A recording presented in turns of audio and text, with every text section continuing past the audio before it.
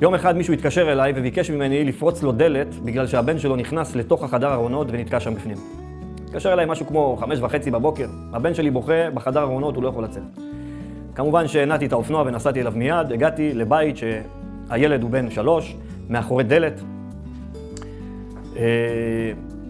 הדלת ננעלה וצריך לפתוח עכשיו את הדלת ולפרוץ, להוציא את הילד החוצה. אז כמובן שהדלת היא לא הייתה דלת רגילה, זאת אומרת, הדלת היא לא ננעלה על המשקוף, ואז היינו צריכים לבצע פריצה רגילה, ואז היינו פותחים את הדלת. אלא מה שקרה זה, הדלת ננעלה, ובחדר הארונות נפתחה מגירה מאחורי הדלת, ואז זה היה בלתי אפשר לפתוח את הדלת. המגירה הייתה כל כך קרובה לדלת שהדלת אפילו לא זזה טיפה מהמשקוף.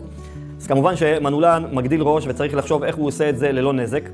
אז הפתרון היה, הוא בעצם להיכנס דרך חור המנעול. היינו צריכים לפרק את הידיות של הדלת, להיכנס עם חתיכת ברזל לתוך הדלת, דרך הידיות, ולדחוף את המגירה פנימה.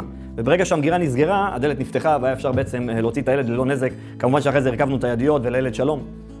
תחום נקי, אנחנו עובדים עם חולצה לבנה, לא צריכים להיכנס מתחת לאיזשהו כיור. בסופו של דבר, תחום מאתגר, תחום מענה, אנחנו תמיד נותנים מענה, תמיד לא עושים שום נזק. אנחנו מבצעים פריצה והשמשה בצורה כזאת שהכל חוזר לעבוד כמו שצריך.